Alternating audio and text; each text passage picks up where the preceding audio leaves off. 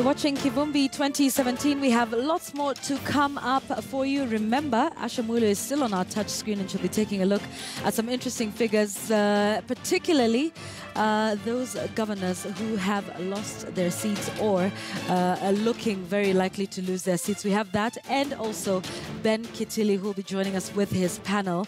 But for that, you have to tune in to our news channel. So switch over now if that's what you want to do.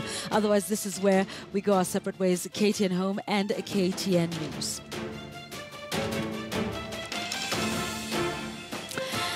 And right now, we want to take you back to the Bomas of Kenya. That's the National Tallying Center of the Independent Electoral and Boundaries Commission. Our Yusuf Ibrahim is there this evening. Yusuf, more updates from you. What more can you tell us from the Nerve Center tonight?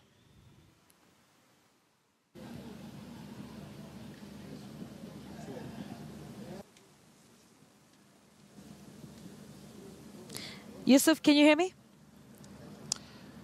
Good evening, Yvonne. Once again, before I tell you any updates from here, we've been receiving a lot of communication from the IEBC, that is the Independent Electoral and Boundaries Commission. Earlier briefing by the IEBC chair, Chebukati, and that was followed by that of his CEO. For now, let's listen in to that soundbite by the IEBC chair. The system, whether it's hacked or not, those are aspersions which have been cast, those are allegations. As a commission, we shall have our own investigative system to kick in. We shall come up with a methodology as to finding out whether or not those claims are correct. And several other claims were made as well. So we shall go into that and find out whether or not those claims are true. But we have faith in the system. It's the same system we used for verification. It's the same system we used for candidate management. It's the same system we are using now for the rest of the processes. So yes, if there are claims, we shall look into them. During the day, there's a matter that came up, which concerned the security of the results transmission system. I wish to take this opportunity to confirm that our election management system is secure. There were no external or internal interference to the system at any point before, during, and after the voting. So the RTA system is secure. There was a question about where it was, and the reports I saw, they went back to the database that we're using. So that you know, the RTS system is based on a database that is very different from the alleged hacked database. Our team has reviewed the alleged logs and established that the claims being made could not be substantiated from our end. Well, and that's where the rubber literally meets the road, as these two individuals at the helm of the IEBC as a commission have made two statements that were conflicting. The chair had earlier indicated that he is not aware if the system has been hacked into, and then the CEO comes in later saying that the system is secure, that there is no hacking whatsoever. Now, just to make sense about this development for us, I'm not alone here in our makeshift studio here at the Bomas of Kenya. I'm together with lawyer Kakai Kissinger, who also doubles up as a political analyst, and he has some experience as far as electoral matters is concerned. Good evening, sir. Good evening. You've seen the disconnect there between the CEO and the chairman. The chairman clearly saying that he doesn't know if the system has been hacked into, and he has indicated that investigations are going to be launched. And then the CEO comes in later and, exudes confidence, saying that, dismissing completely what the opposition have been saying. Are we seeing some sort of a disconnect between these two individuals? Yes. And I think this is where the problem begins, because in the morning, the NASA presidential candidate clearly made some allegations, which allegations, of course, to Kenyans are serious allegations. Yes. And when he was making these allegations, it's within his right and his political party and coalition to make these allegations. Yes. And one of his allegations was very clear, and he's saying that, look, guys, I'm seeing results coming in. They're streaming in, but I feel, and I'm so convinced, that the system has been hacked. Yes. And soon thereafter, Chebukati came on board, and he was asked by journalists whether these allegations that Honorable Raila Odinga is making is true or false. Now, cleverly, which is a very good thing, what Chebukati did was to say, well, these are allegations I'm hearing for the first time, and you are making these allegations to me. Now, I will not commit or comment whether actually the system has been hacked or not. So Chebukati at that point, faced with such a kind of a situation as the head and the policymaker of the institution, became neutral and said, fine, I hear you, but I will investigate them. Yes. So that's the right way of doing things. He was a bit diplomatic compared to what the CEO had to say. Yes, and promised that actually he will investigate them, which is the right thing of doing things. Now, this is where I have a problem with IEBC, because this is an allegation of a very high level of confusion. When the CEO, CEO reports to the commissioners. Yes. CEO is just the head of the administrative wing of the commission. The policy and decision-making are actually managed by the commissioners. So at the end of the day, that kind of a response should have actually come from a commissioner and not a CEO. Yeah. When Chiloba goes on national television and says that the system is fair, it is clean, it has not been hacked, why is he saying this when the investigations haven't even begun? Did he tell the Kenyans that he has received a complaint from Honorable Raila Odinga? They made the complaint publicly. Why is he then responding before the investigations are done? Of course, those are very critical questions that need answers. Exactly. And we do hope they're going to talk to us. They've been briefing us after every 3 hours. And in their last briefing, the CEO had indicated that they've received results from a total of 96% of all the polling stations. Yes. The results are already in, yes, and the provisional result. They're not the final final results. Yes. So this is my question. NASA have been raising issues saying that these results should not be made public up until when they're accompanied by the all-important forms, that is 34A and B. Do you think their argument holds? Yes, what NASA is saying is what the law says. Yes. Actually, NASA are pushing towards the implementation of the Court of Appeal decision. Now, the results we have been receiving since yesterday, streaming in online, those are what one can basically call provisional results. Now, those results are not official until they have been announced by the chairman of IEBC. And for you to do that, you need to verify those results because they are coming online. You can't tell which results is for where. For example, if you are from Kiminini constituency, Honorable Raila Odinga might not know how many votes he got in Kiminini constituency. So the purpose of that is to verify from 34A and from 34B, which is at the Constituent Tallying Center, then confirm that the results as contained in Form 34B marry or match with the results that have been received online. Until that time, then the results will become official. So what they are making allegations that are coming on is that they are just saying follow what the law says and follow what the Court of Appeal decision made. So they have to wait until the results are official. That's why IEBC has not announced any result up to the. But critics say when these results come in hit or scripts, it's something that NASA have been talking about before the elections. They were for it. But why back out or back off at this moment? NASA were for it because they were pushing. You remember there are 3 activists who filed this case, Maina Kiai and company. Yeah. So then they got the decision and said, okay, fine, the polling station is the first call. The results from the polling stations are final. Now, what we are seeing are the results that are coming in from the polling stations. Yes. But remember the same law says those results are not final until they are made official and announced by the commission, by IEBC itself, the chairman. So, yes, NASA pushed for that. Now we are receiving these results from the polling station, but NASA is saying, come on, it's okay.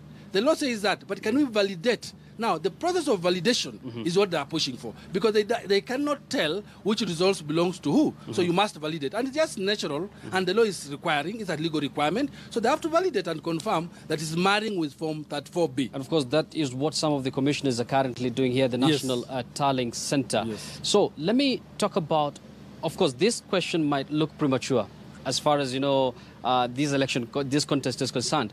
Let's say we've seen the margin between President Uhuru Kenyatta and opposition leader Raila Odinga. It's very big. So what options does the opposition leader the NASA presidential candidate Raila Odinga have right now as we're speaking? Yes, well, the margins are huge, Yes. and I think the other one catching up might be very, very challenging. Uhuru already has about 54%? For 54%, Yeah. and the Honorable Raila is in 40s.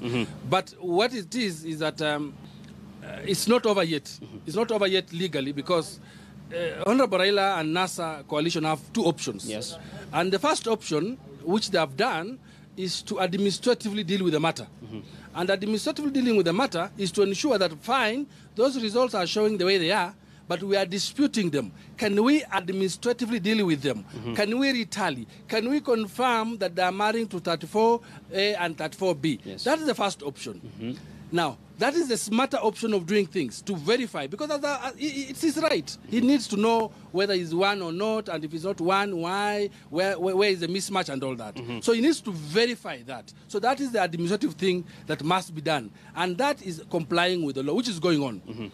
The second last option, if the margins remains as they are, then the only way, if the first option fails, Yes. then the only way that will be left for the NASA coalition is now to move court, to go to court. Because now they'll have credibility that, look, we have been shown the forms and the results are like this, and now we are still disputing, then they will have to go to court. Yes. I am not so sure that Honorable Raila, having gone to court in the previous election, I am not so sure that that will be the best option for him. Let's talk about the first option. This is about the validation and the verification process. Those who are saying this is a very slow and very painfully slow process, and I'm sure you have experience as far as election observation is concerned. How long do you think this is going to take? I've had a chance to verify results from different countries. Yes. And it's one of the most tedious, difficult, demanding exercise. And remember, they must split in teams. So probably every team must be led by a commissioner. So they must split themselves in teams. And you are verifying from 34A, the way it came from the polling station. Yes. You are verifying from 34B, the way it reached at the Constituent Tallying Center. You are checking that against any errors that arose, and you are checking that against what has streamed in online. So it's a very tedious exercise. But remember, the law is very clear that IEBC has 7 days to do all this before they announce who actually won. Yes. So all that has to be done within 7 days. I do not think they will be sleeping, but they must comply with the 7-day requirement. So I wouldn't know whether they will be ready to announce the results tomorrow, 3 days from now, but they must comply with the 7 days requirement. One final question. But then remember, agents of political parties must be there. Of course, IEBC CEO, when he addressed the media during his briefing, he did indicate that agents of all the presidential candidates are going to be involved in this validation and verification process. One final question. It's all about the observer, different observer missions in the country. They've released statement. It seems they've given the election some sort of a clean bill of health. Yes, we actually have about 10 observer missions in Kenya right now observing the elections. We have the EU, we have IGAD, we have local observation groups, Yes. we have the East African community, and so forth and so forth. Today in the afternoon, they released a communique of all the observer groups, 10 of them, and in the approach of releasing the results, they said, okay, fine. We've so far participated and observed the electoral process. And so far we think that the election is going in the right direction, and it has been peaceful, and there has been a huge voter turnout in terms of who participated in the electoral process. But then they put a caveat or a caution and said, however, we are still in the country, we are still monitoring the remaining aspects. Now, the remaining aspect here is the issues of turning now, because they are still monitoring. Yes. So they haven't commented anything on the issues of tallying. Yes. We've seen the results coming in. Of course, they're still trickling in from various polling stations as, of course, the verification continues here at the Bomas of Kenya. Of course, this is the National Tallying Center. As much as people are raising questions about the presidential results, we've seen very few queries as far as the governors, the members of parliament, citizens concerned, and a lot of giants who've fallen by the wayside. Actually, I'm one of the proponents that I always push that at one time, Kenyans, we have to rethink whether doing all the 6 elections in one election is actually a valid thing or not. And we must start asking ourselves whether we need to change the law. Because some countries that we've had an opportunity to observe, Yes. presidential elections are held separate from parliamentary election and other elections. And it just neat and makes the process a little bit better. But now, our law says that the presidential election, including other seats, must be done in one election. Yeah. Now, what we are seeing is that the presidential election in this country is hotly contested in the last 3 elections. You know, we have since 1963 we have had 9 elections, but the most contentious elections have been the last 3 elections. Now, when you look at the presidential election, it's very hotly contested. No one is contesting about these other governors, members of parliament, women reps, Senate election. No one is contesting, because the law there says if you are not happy, you can still go to court and contest. We have seen some governors who have refused to admit or concede defeat. The question is why can that be replicated to the presidential result? The question is why presidential? Presidential has high stakes. And since it has high stakes, you know, you are the commander-in-chief. If you get that note, you become the commander-in-chief. And so the stakes are very high for presidential. Yes. So that's why the interest in presidential are extremely high, because everybody wants to see that this is who I wanted to vote for. People actually go to election not to vote for MP, but to vote for presidency. So the stakes are very high. Yeah. And finally now, we've seen results coming in once again, and there are political giants per se who've lost. We've seen the Kavogo conceding defeat. This is an election full of surprises. Yes, this is an election full of surprises. Sometimes back I was saying we are going to see the first, the break into the 47 club, the club of 47. And my prophecy has come to pass. Now we have seen Charity Ngilu coming in. A lot of women coming in as far as the governor's position is concerned. Yes, so hotly contested. Look at Bomet, for example. Yes. It was hotly contested. And look what happened to Laboso and Isaac Ruto. So we have seen that contestation has come in and it's been very hectic. But what is surprising and what's very important and encouraging to the electoral process is that some governors have actually considered defeat and said, look, man, I did my best, I tried my best, but I lost it, I'll fight another day. And that's very healthy for democracy. That is the spirit of sportsmanship, that's the spirit of democracy. Yes. We have had 2 or so, like Honorable Munya and Honorable Kidero. Yes. They are saying, no, we can't, I lost unfairly, and I will dispute the election. It's his right to go to court, and it will be dealt with. Of course, we'll still continue with this very important conversation here at the National Tallying Center, where observer missions, journalists, both local and international, presidential agents, you know, there's a flurry of activities happening here. And earlier on, we had another press briefing by the business community right here at the National Tallying Center, calling on, you know, workers in the country not to, you know, stay home and, you know, be afraid of what is happening, because clearly there is tension in the country as far as this election is concerned. So there are laying fear, saying, you know, calling on people to go back to work and wait for the final presidential result to be announced here by the IEBC chair. Let's listen in to what these leaders from the business community had to say earlier on. Not up in fire. I think this is an issue that we will resolve, and the institutions will resolve this in a good manner. So we want to commend all the local media for having been very, very responsible. Ni wajibu wetu. And our responsibility right now is to get back to work tomorrow and resume normalcy. Thank you. For many days, one day or the other, you have to come out. We know that there's been fear that has been instilled in you. And you know the greatest weapon against humanity is fear. We want to urge Kenyans to come out. We in the Matatu sector are ready to provide public transport from one destination to the other. We don't discriminate. We are non-political. And we want to give services to Kenyans. We want to tell those who are going to work, there is enough transport for you to get to work and back home. Well, those are some of the members of the business community. The last person to speak there is the chair, of course, of the Matatu Association. They're calling on Kenyans to be calm. They're telling them to go back to work and wait for the IEBC to announce the final presidential result. Kakai, you've seen there the comments made by some of the leaders of the business community. How important is it for the country to be calm at this moment in time? Thank you. We've been in a situation before in 2007, 2008 election where we had a challenge in terms of skirmishes, and out of that experience, Kenya has learned and realized that election comes once in every 5 years, and we must maintain peace. So the mere fact that the business communities are doing this is that the economy must continue. Kenyans must go on with their lives, with or without election, and people must go to work. And so they're adding a voice to the society and saying, look, guys, elections is going on. We are waiting for IEBC to announce the results. Go and work, because they also need people to work anyway and continue with their lives. So it's a good call.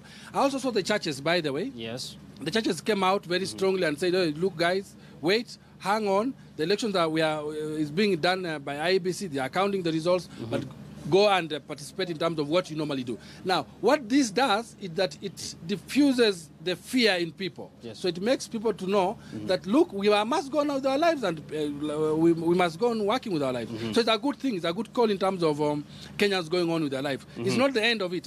Yes. Life must go on. Exactly. And of course, election is a contest. There are losers and there are winners. Yes. Let me take you back to the tallying process. The IEBC has already, they've already indicated their record, having said the 96% of the polling stations, they have the results of at least 96% of the polling station. And what they're doing right now is the verification and the validation of these results. From your own experience, from your own observation, of course, they're going to look at the results on the forms, if they augur well with those from the text. Do you think there might be some sort of sharp discrepancies? When you are doing verification, and I think I saw IBC communicating today, I think in Kilgoris. Yes. In Kilgoris, they were saying that one of the constituencies in Kilgoris, they have cancelled the results. I can't recall which constituency. Yes. And they said it's because there was a confusion. The people who ended up turning to vote were higher than the people who were supposed to vote in